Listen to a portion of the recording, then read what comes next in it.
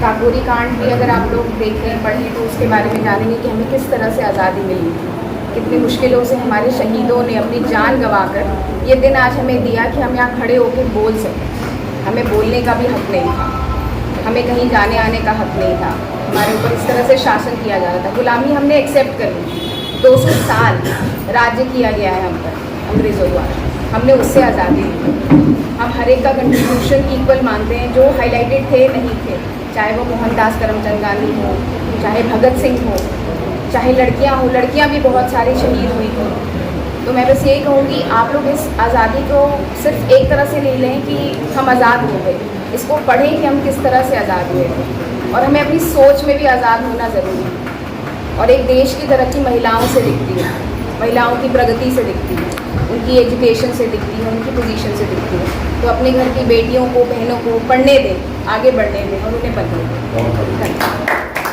भारत माता की आज हम 15 अगस्त का स्वतंत्रता दिवस मना रहे हैं, लेकिन आवाज मुश्किल से 2% लोग ही जय बोल रहे हैं, क्योंकि इतना बड़ा ग्राउंड नहीं है, छोटा है। सभी लगभग मेरे सामने हैं, पीछे वाले भी नहीं बोल रहे, लेकिन सामने वाले भी। एक बार सभी भारत माता की जय। आप सभी को 78वें स्वतंत्रता दिवस की बहुत बहुत हार्दिक शुभकामनाएं। इस कार्यक्रम में उपस्थित हमारे आदरणीय केमिस्ट एसोसिएशन के अध्यक्ष आदरणीय दीपक भाई, लोक स्वास्थ्य सेवा समिति के अध्यक्ष आदरणीय कुलदीप जी, बीआई मैडम, डॉक्टर साहब, यहाँ उपस्थित सभी महिलाओं, पुरुषों, छोटे बड़ों, सबको यथायोग्य मैं नमन करता हूँ और स्वतंत्रता दिवस की शुभकामनाएं देता हूँ।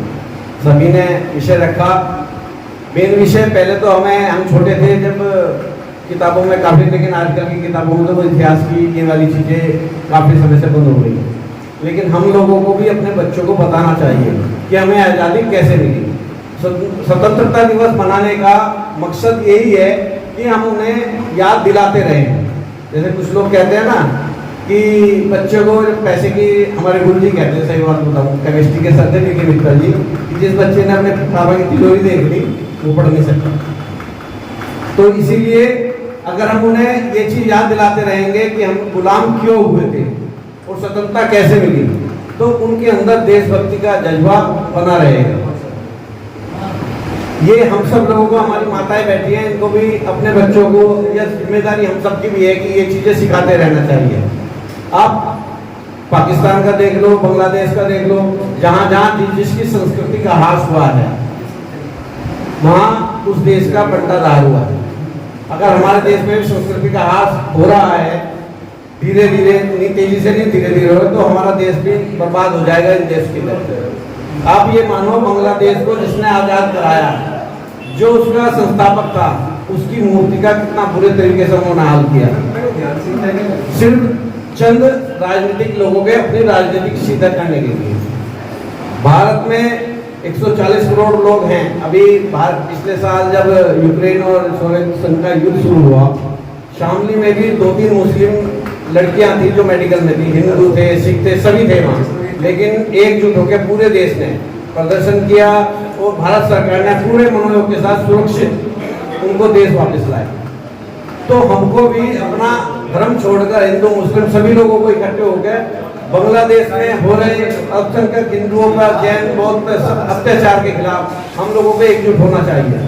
कल मैंने शामली में देखा, इकट्ठे इतने लोग हुए, लेकिन झंडे तक जाते जाते आधे रह गए। लोग भाई साहब बता रहे थे दुकान पे खड़े जरूर थे, लेकिन साथ कोई आया नहीं, लेकिन वो अपनी बारी का इंतजार कर रहे हैं। मुझे ऐसा लगता है कि हमारी बारी आएगी जब हम खड़े होंगे, फिर दूसरों को आवाज लगाएंगे। तो मेरा कहना यही है कि हम सब लोगों को स्वतंत्रता दिवस को मनाने का यही मतलब है कि हम लोग उन चीज़ों को याद करें, अपने शहीदों को याद करें, श्रद्धांजलि दें, उनकी कहानियाँ, उनके बारे में जो हमने लिखा है, पूर्वजों ने लिखा है, पढ़ा है, वो बच्चों को बताना चाहिए। जब भी हमें स्वतंत्रता दिवस मनाने का मकसद हमारा सिद्ध होगा। धन्यवाद। हिंदुस्तान का सबसे महान और श्रेष्ठ पर्व 15 अगस्त स्वतंत्रता दिवस की आप सभी लोगों को बहुत बहुत हार्दिक शुभकामनाएं। नजरें झुके नमन हो जाए, मस्तक झुके वंदन हो जाए।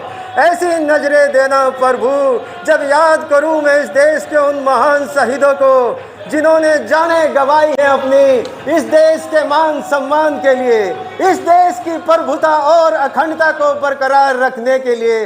दोस्तों, हम एक आज़ाद जीवन जी सकें उसके लिए मेरे मन मंदिर में सदैव उनके दर्शन हो जाए, मेरे मन मंदिर में सदैव उनके दर्शन हो जाए। रात का हर कण मेरे शरीर की गर्मी से गतिमान है।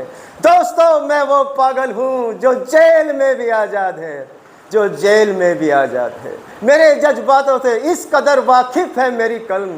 दोस्तों, अगर मैं इश्क भी लिखना चाहूँ तो इनकलाब लिख दिया करता हूँ। 15 अगस्त की बहुत बहुत हार्दिक शुभकामनाएं। कुलदीप गोयल। जय श्री राधे कृष्णा।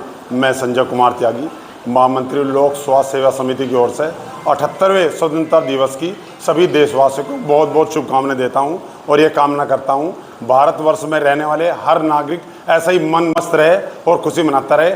ऐसे हमारे सभी देशवासियों को मेरी तरफ से हार्दिक शुभकामनाएं। मैं महेश कुमार शर्मा, कोषाध्यक्ष लोक सेवा स्वास्थ्य समिति शामली।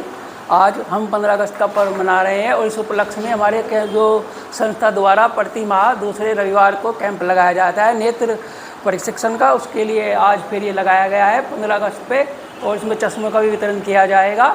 और मैं सभी देशवासियों और अपने साथियों जो भी आए हैं उनका स्वागत करता हूँ और सभी को बहुत बहुत स्वतंत्रता दिवस की बहुत बहुत शुभकामनाएं।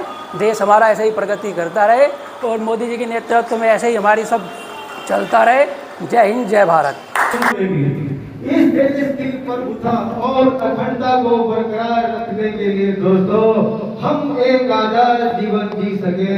जिला शामली होती निरीक्षक डॉक्टर निधि पांडे के नेतृत्व में जिला शामली के कैंपेन रन कर सके। हमारे आदरणीय पुलिस भाई के नेतृत्व में सभी व्यापारी